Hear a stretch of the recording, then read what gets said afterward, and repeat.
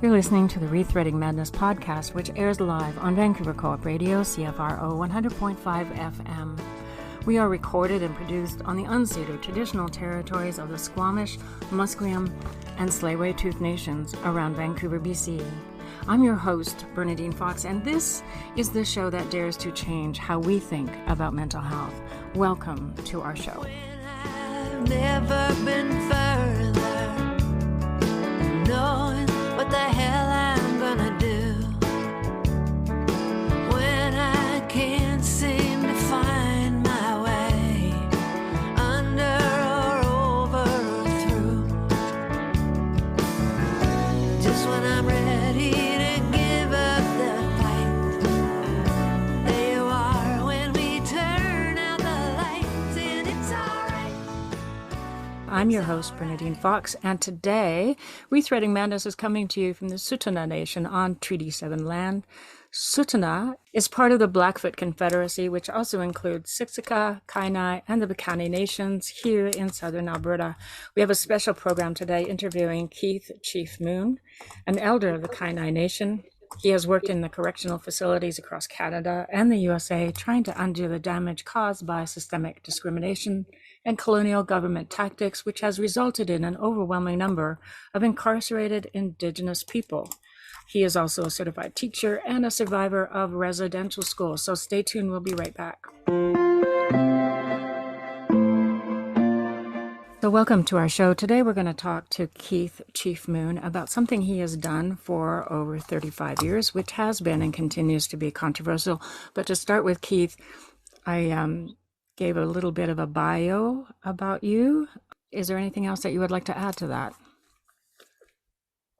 It's just that I overcame the many challenges, and that includes the alcohol and drug. Right. That was a contributor. That was one of the things that I overcame, and that's one of the things that really escalated. And I realized it was an eye opener for me, because that's when I realized that you don't need to do all those alcohol and drugs because to enjoy life to its fullest.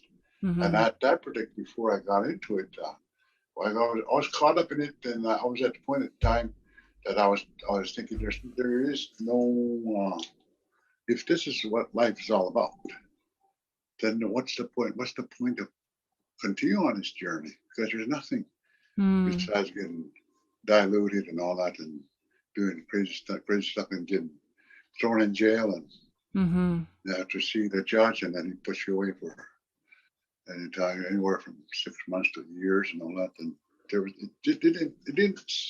it didn't serve a purpose. No. So well, that's just, I think that drugs and alcohol are a very damaging, destructive thing in our lives. But I think, yes. I think that it is also true that drugs and alcohol numb pain. And if you're in extreme pain, it does serve the purpose of numbing pain.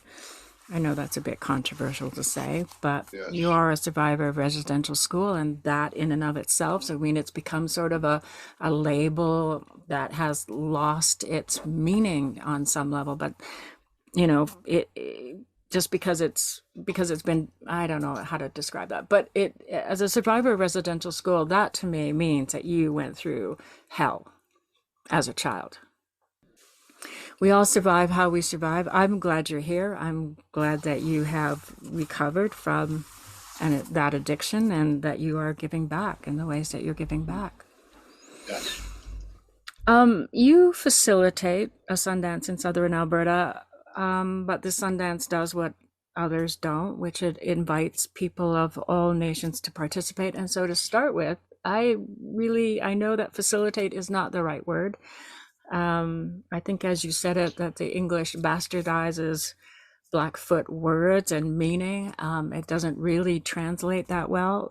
How would you describe what you do for the Sundance? Well, I guess when I wanted to do the dance, I being on this road of trying to better myself, trying to improve the communities into our traditional ways of what I call Kimapipitsin. That's a Blackfoot word, means compassion.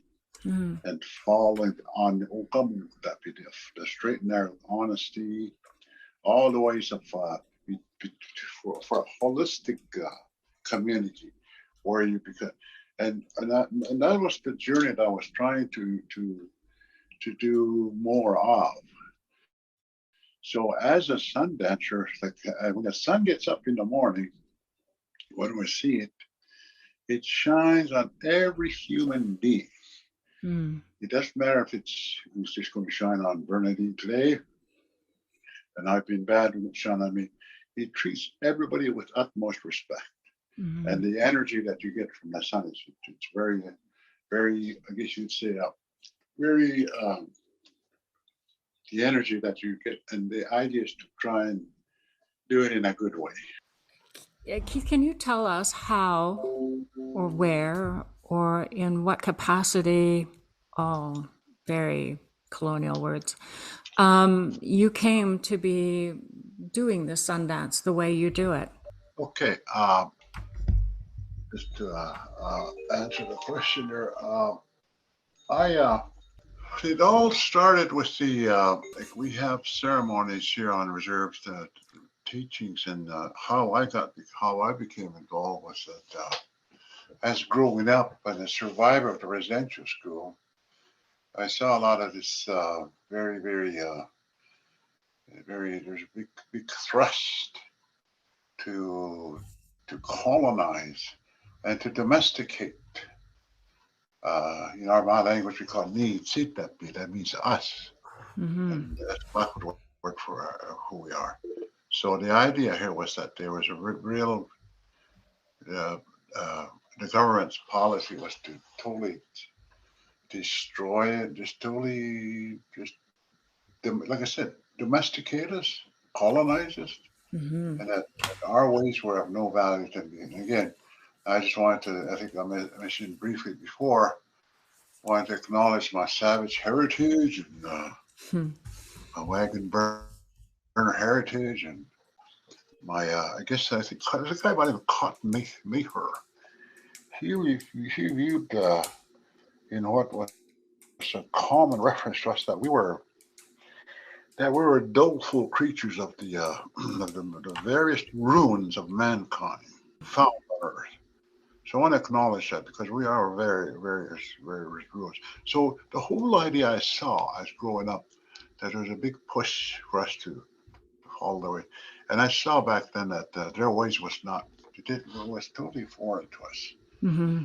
As I grew up, I saw there's this very like a very a dichotomization of viewpoints, traditions, Mm-hmm. beliefs, and then I saw the I guess to put it in my terms, when you walk your talk, it wasn't happening, and that's what and I saw it in a Christian scenario there that there were a lot of things these guys were defying their principles.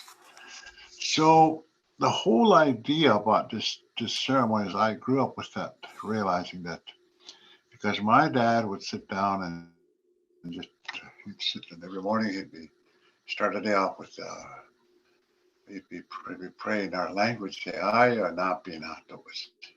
And he'd say, what that means the creator, the powerful one. He didn't say no, he had a beard and he just said was it the higher power. So the whole idea was that all these things were coming to me, but at the school we were told that we would never amount to anything, Mm-hmm. that we were lazy, that we were special needs, that we were totally that we would never amount to anything, and that was pounded into our minds on a daily basis. I guess you'd say very propaganda was just for just for us that we were no good. Right. So right through from elementary, I saw this in a residential school, and that's where I was. That's where, in my opinion, that's where I was introduced to this physical violence and all the things that are attributed to it, being selfish. And us, I was raised with being very holistic, very caring and sharing what you have. and being in a helpful mode, as opposed to when I was at residential school, you were picked on, you got beat up. I got beat up, and I was so, and again, it was very, very kind of, that the formula was not a very good formula, because my mom was she was categorized as a Catholic, and my dad got into it, the Anglicans. So back then, there was this holy war was going on, and they were teaching us that we had to do that. So the whole idea about this European influence was very confusing, Mm-hmm. and it did not. So as I grew up with that, it started to gnaw at me that I have nothing. There's nothing for me in life, Mm. and so when I got into alcohol and drugs and trying to forget about it, when I did that, it made me forget the all these things, and that it had a different effect on me. But I did. But it was only temporary. So anyways, then it became habitual. I always wanted to do that. So the whole idea was the influence of Europeans was really to destroy us, and it was everybody was doing that, and the society as a whole, the average Canadian that was their goal. Mm-hmm. So and then we had our ways, our way of and it's not a religion, it's a way of life. So that's when I got involved with that's when at a young age, then I realized, and it came to the point to a crossroads that in one of my drunken sprees, I woke up and then realized that that what is the purpose of life? It's just the idea of getting getting sloshed in alcohol and drugs, and you think that's because my dad was telling me you shouldn't be doing that. It's not good for you. They kept encouraging me. So that's when I realized I was coming to the point there because of the fact that you go. As soon as I had my high school diploma, I thought I would be able to apply myself and obtain employment in the surrounding towns. Mm-hmm. I went there looking for a job, and nobody would hire me. They said, "No, Mm-hmm. we don't hire you." But I had my high school. I was told I could get a job because of my high school diploma. They said, "No," Right. and that was very frustrating. That caused me to. It escalated I guess my concept of who I was. That So, can I just be clear that the reason you didn't get Yes, a job is because of the color of your skin? yes, Yes. exactly. I It just was want very. my That's what. audience to be clear about that. Yeah, that's because I was First Nation, the Right. Indigenous, to be. Uh, I was told it. The only one that would hire me was a farmer who was farming on a reservation, and the only reason why he hired me is because he was renting my dad's land. Right. So there's a bit of a kind of a PR on his part there. So that's when I realized that this is not making sense. So and that's what it's very racist here in southern Alberta. Yes.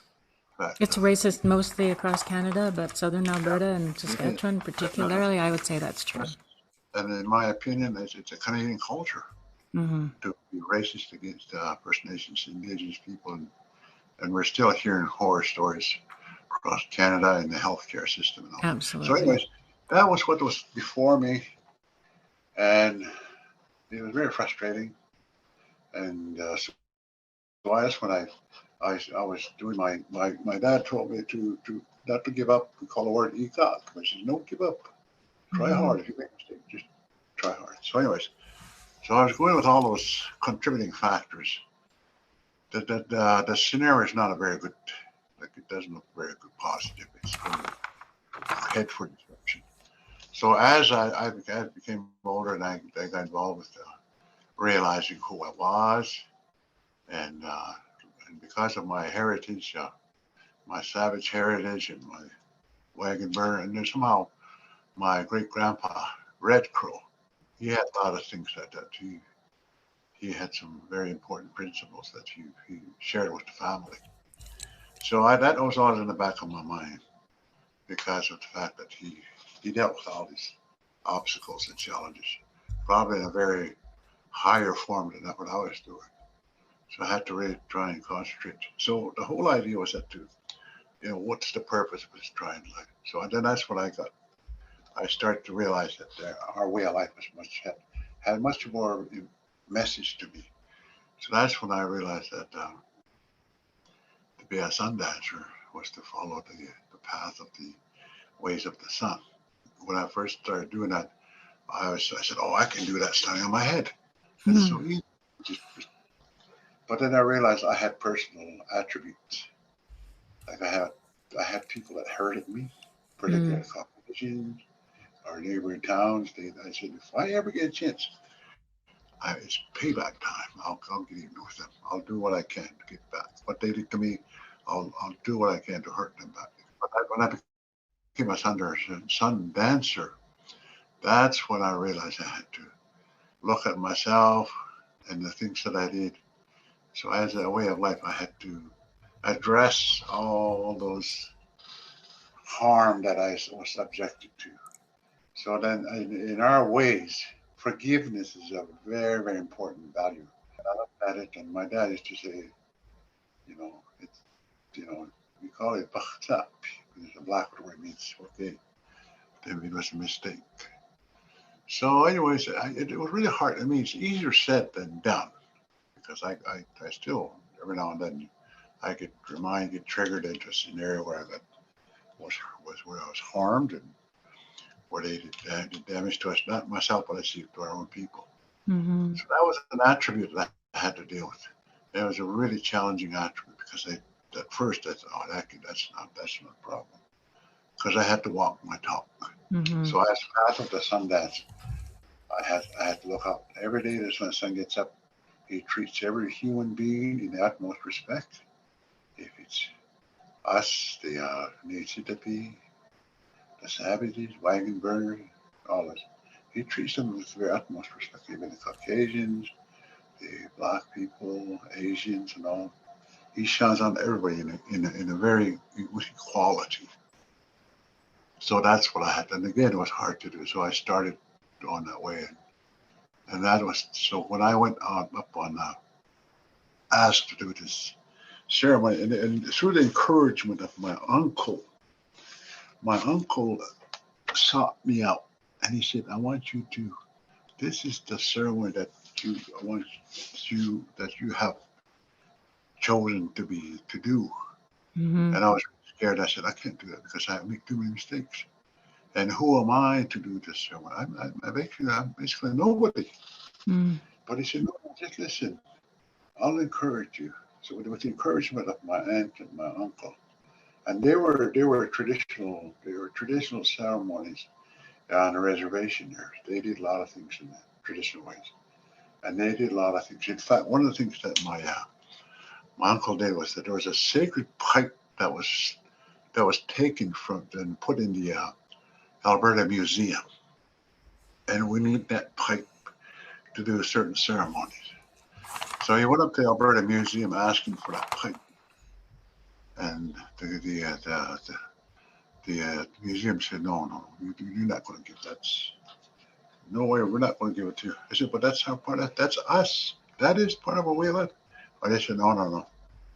You're not going to take it back." So he was very upset about that.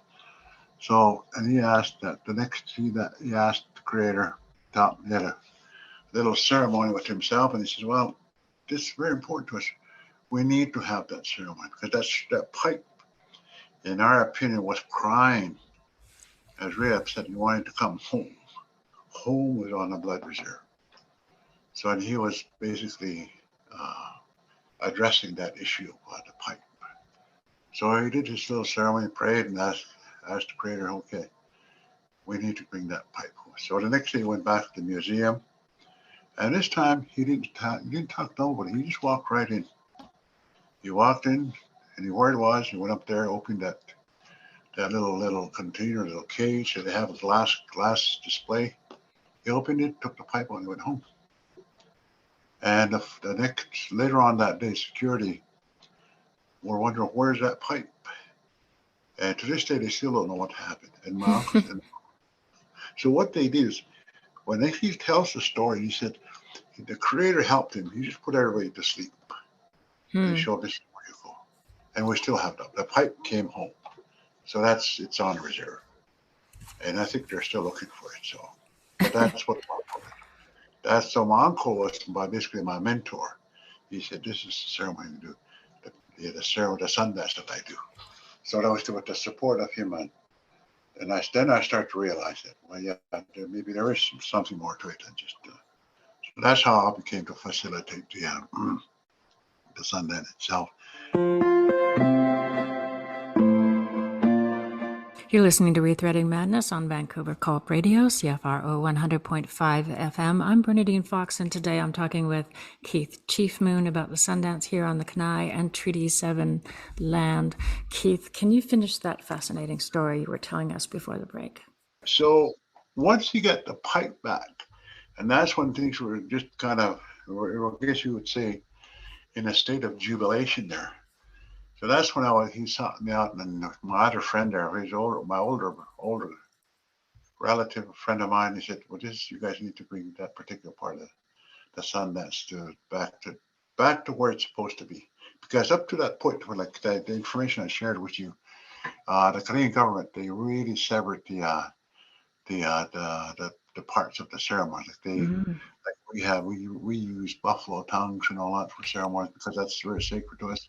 And the Canadian government really destroyed the buffalo, and they wouldn't give us the sacred items that we use. And because of the fact that we're on a reservation, and in my opinion, on a reservation, we're all under house arrest, basically incarcerated. Yeah, you were. And if we tried to go out hunting, they destroyed the buffalo with us for us. So what are you supposed to do? And so we had, they really did a number on, destroying the ceremony.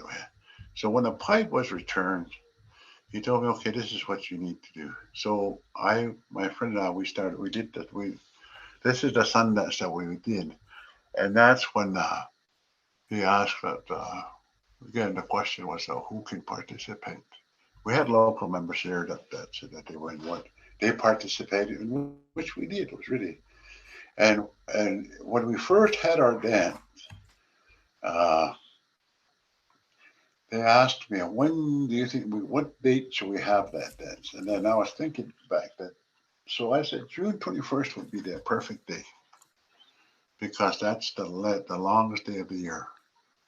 And we have to show our appreciation for not being out to see the sun. We're going to dance with him for a full day. And just to show our gratuity of who we are. We need to do that. And we did.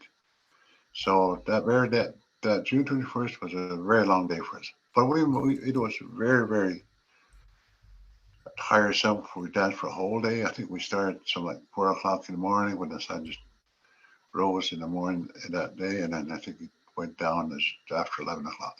And we danced for him for a whole day just to acknowledge and just to show our appreciation that we're back that we were on a journey to get everything away, what was taken away from us, what was severed.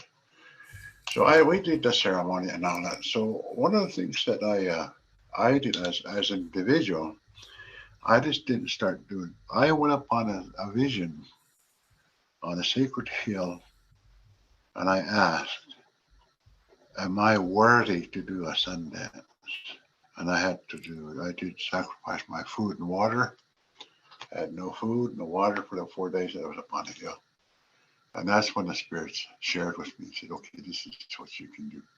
And the composition of the dance, the structure, this is what they showed me. This is how your dance is going to be. And that first thing they shared with me was that, and they showed me the 4 colors. There's red, blue, black, white, and yellow.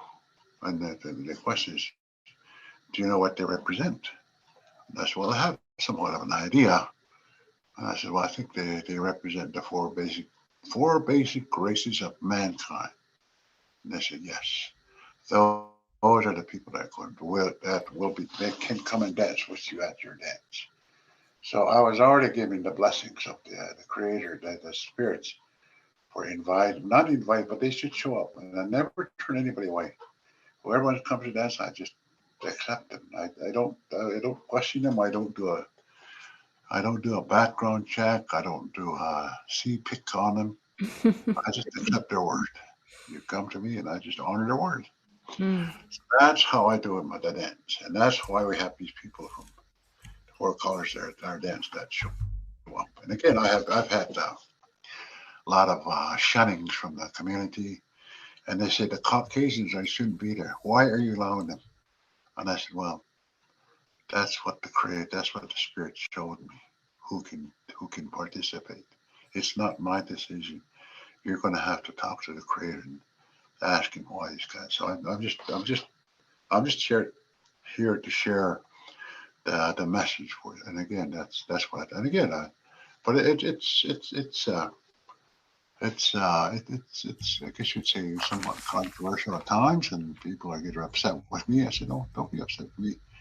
Get upset with the Creator. That's the one that I'm just following the message here. So, and that's why we have the dance, and then of all the things. And again, one of the things that I wanted to share is that the Canadian government really did their best to domesticate us, colonize us into the ways that they did everything was to, and they're still doing that.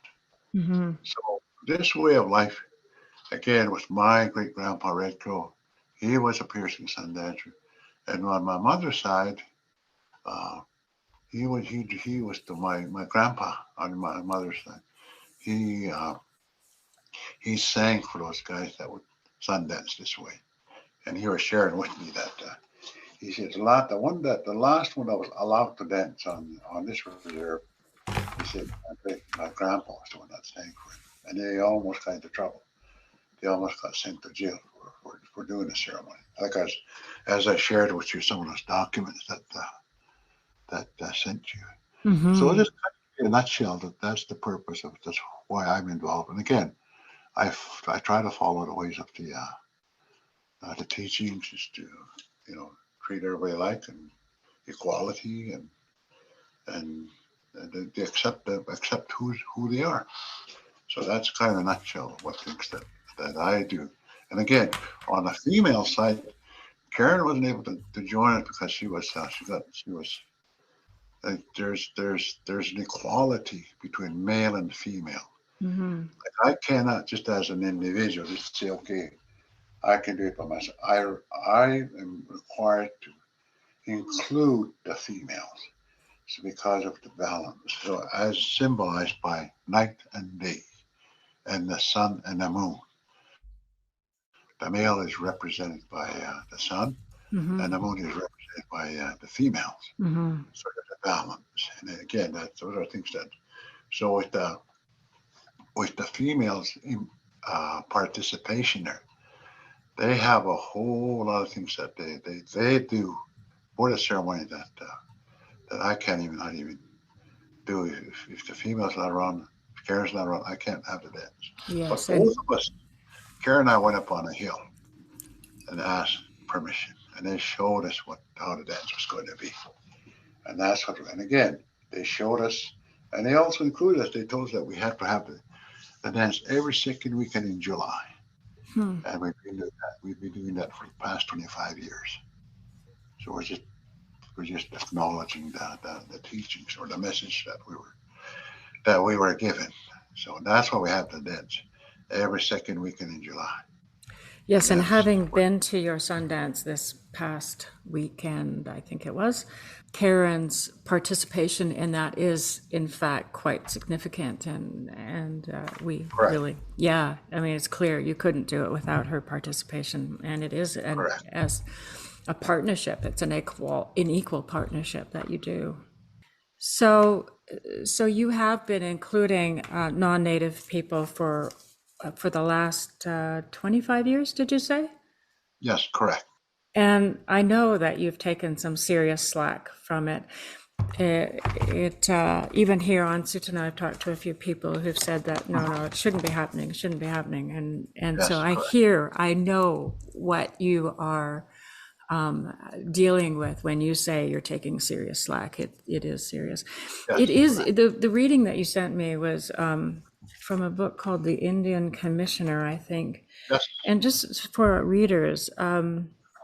What it said in there was that in 1895, they yes. prohibited certain features of ceremonies that included giving away. So the potlatch in BC, where I'm from, you wouldn't, or even here, there's a giveaways after the feast, I Mhm. believe. Those were the things that they prohibited. So in 1895, they did this prohibition around certain Yes, features correct. of ceremonies, and it wasn't just a Sundance because they did it for the potlatch in BC as well, Yes, where correct. people give away things. I mean, the wealth in First Nations culture is about what you can give, not what you can take, which is the complete opposite of white man culture. We, as a white Yes. person, I can say this, we conquer and destroy and consume and Mhm. think we're the best because we can do it. Whereas in the First Nations communities, wealth is about what you can give and what you can provide, Yes.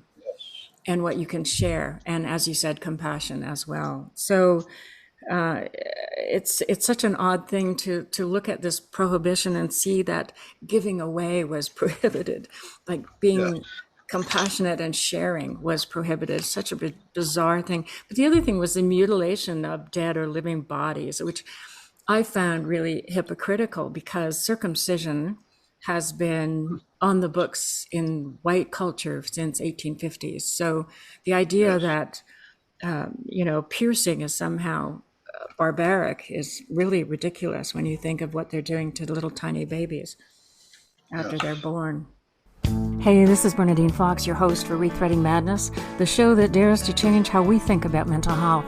If you're enjoying this podcast, don't miss out on the next episode. Make sure you subscribe. I've never been further. I'm Bernadine Fox, and today I'm talking with Keith Chiefmoon about the Sundance here on the Kainai and Treaty 7 land. And Keith, we were talking about the different prohibitions that the Indian commissioners, I believe, or the Canadian government, in fact, put on First Nations ceremonies.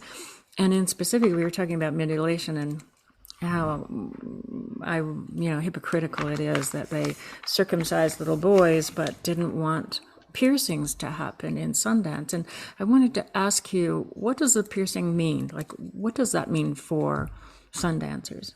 Why is it happening? Okay, the information about this ceremony. It's a very sacred ceremony that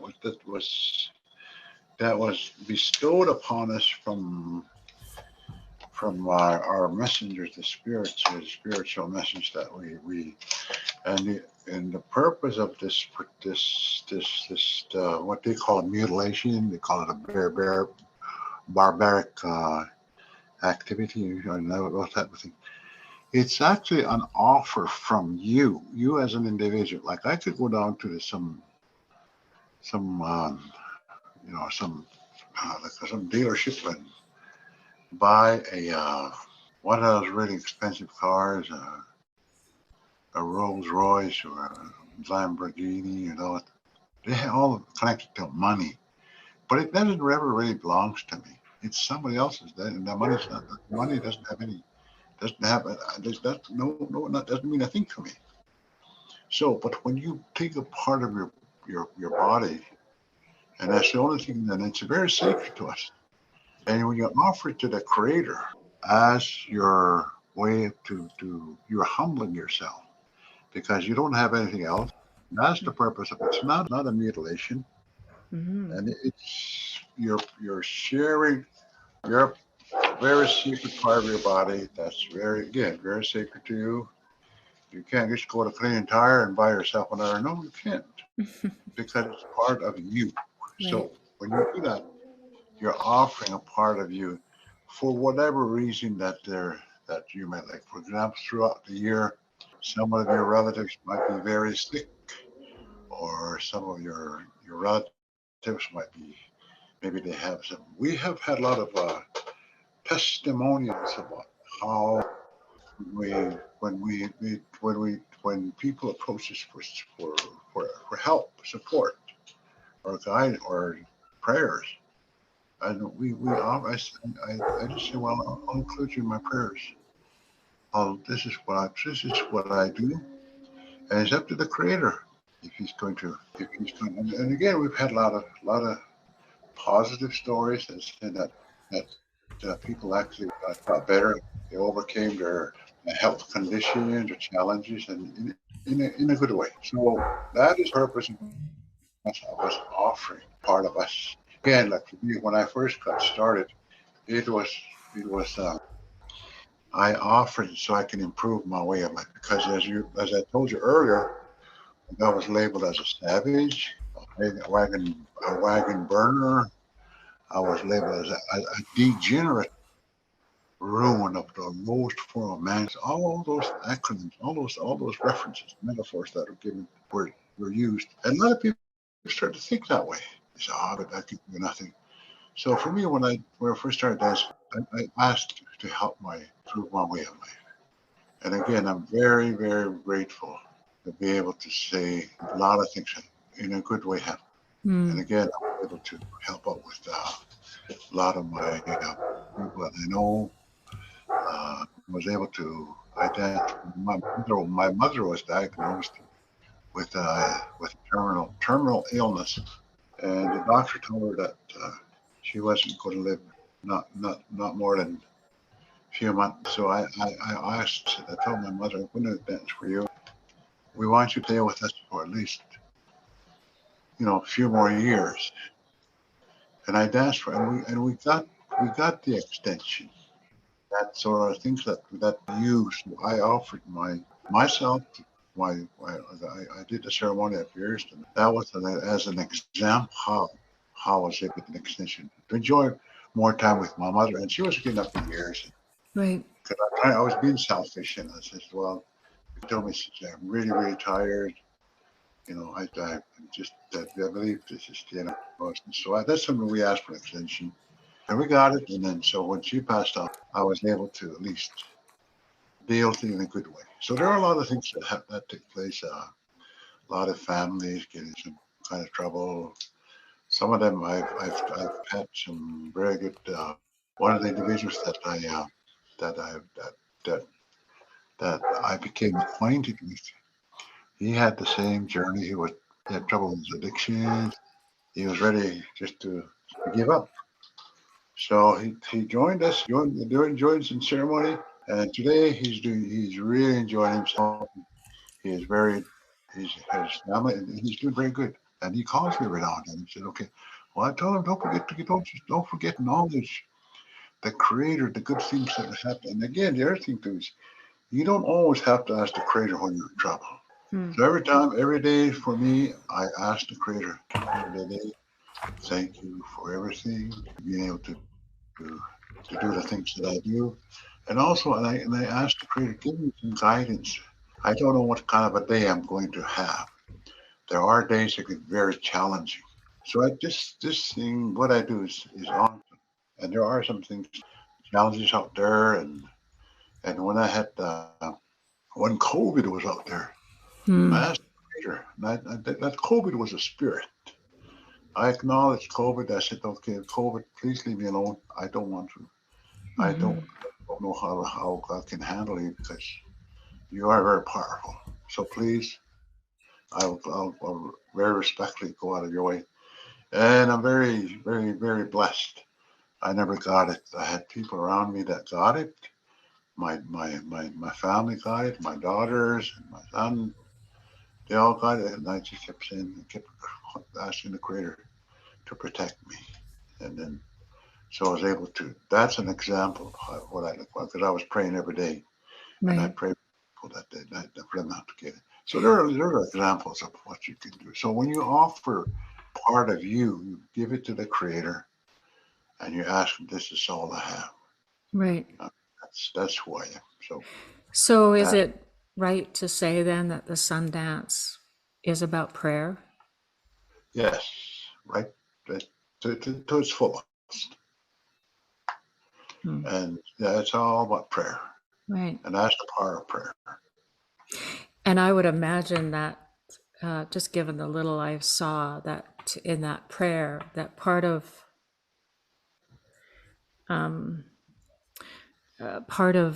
it is that you have to be, you can't just like go to church and put a little money in the bucket and ask for a prayer Yeah, of course. and do it Yes. without any sort of sense of wholeness or authenticity. That Yes. Sundance Yes. really does require you to be authentic in that prayer. Yes. Yeah. Including, I know you haven't done this to address racism. There's nothing that you've said that says you're doing this to address racism, but has it? It has. I've had, I was there to, I went down to Maritimes and I shared with them the ceremonies and the Mi'kmaq. They follow the journey because they, from what they've told me, they had longer contact with European contact, longer than us. I think approximately 200 to 300 years longer than out here in West. So they really got hit big time. They really got that they had to, or they were forced to give up their ways. And one of the communities that I managed to, they came out west and they studied all the sun dances they could take in, and they chose the dance that I do. They said, "This is the one we want." And then again, we went through a ceremony.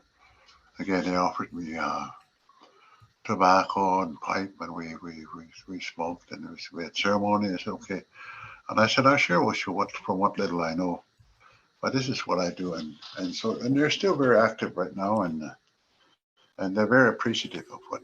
And then when they start doing the research, that's when they found out that they had ceremonies way back then. And then through the archives and through some information, some of the information was deliberately withheld to the communities, just so that they can go back and acknowledge their traditional way of life, and they really try to, I guess, cover it up by using the Christianity as that was the religion then.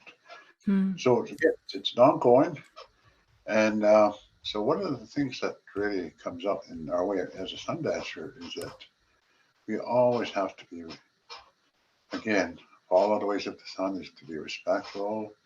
You don't do the best you can. You follow the ways. You treat everybody with respect. There's a balance, equality, and you acknowledge who we are, and you don't try to overcome, trying to impose or dominate or say, "No, this is you're under my control now." You just acknowledge who, and they have certain attributes that you can. Then you just accept them for who they are, and that's what I try to do in my own little world here. I live here, so. And again, one of the things that's very important is complete abstinence from alcohol and drugs, because they are not a part of our way of life, and they never will be. I always say that they never will be. So. Well, I must say that while I was there, bumbling around, making mistakes and tripping over myself, that people were very kind and accepting of my errors and stuff. So I appreciated that very much, Keith. Thank you. That's it. Thank you so much for taking this time to chat with me and let my listeners know a little bit more about what you're doing out here in Southern Alberta. I appreciate it, Keith. Thank you so much. When I asked Keith if there was anything I missed that he would like to add to the conclusion I make, he said this, and I add it directly from him because, well, I can't say it any better. But the conclusion is that's what we like. For me, I just want, look, all of us as human beings, we all want to have a good way of life, and we all want to be able to do certain things in a good way, and that's the bottom line. And again, like for me, I don't try to use this to control people. No, I don't. No. It's not my position. I asked to do is and they said to share Yeah. the teaching and to acknowledge certain people that they have certain challenges, issues that they require help, and I try to do my best to help them.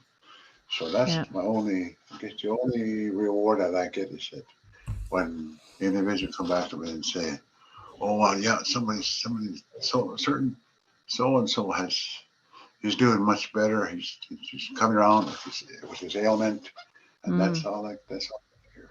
And again, Cool. I'm very very fortunate that my grandkids are they're stepping up and they want to help us, which is Cool. really good. That's And great. I'm really grateful. I love Because I don't grandkids. yes, I Yes. don't want to. Yeah, and again, with everything is connected to the way of life. The drum is connected to it, and all the things that you saw. Everything in that is all connected to way of life.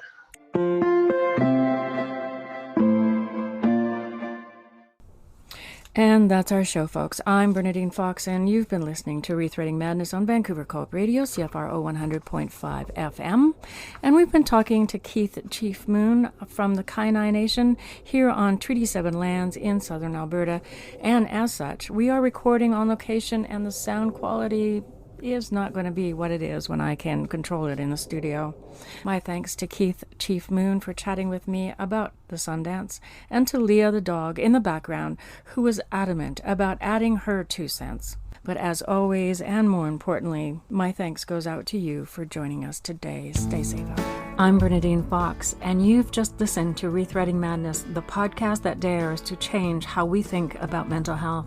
We air live on Vancouver Co-op Radio, CFRO 100.5 FM, every Tuesday at 5 p.m. or online at coopradio.org. If you have questions or feedback about this program, or want to share your story, or have something to say to us, we want to hear from you. You can reach us by email, rethreadingmadness@coopradio.org. If you enjoyed this show, subscribe so you don't miss the next episode. I've never been further, knowing what the hell I'm gonna do when I can't seem to find my way under or over or through. Just when I'm ready to give up the fight, there you are when we turn out the lights, and it's alright, it's alright. Don't you worry, it'll be alright. Why do I always believe it when you tell me everything's gonna be alright? Yeah.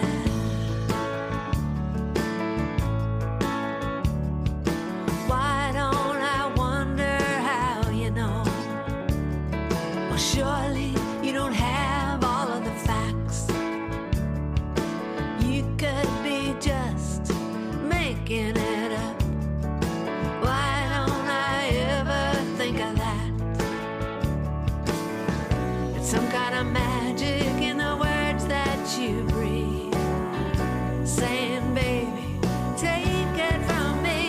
It's alright, it's alright. Don't you worry, it'll be alright. Why do I always believe it when you tell me everything's gonna be alright? Everything's gonna be alright. With anyone else, it's such a cliche, just words people say to be nice. Or someone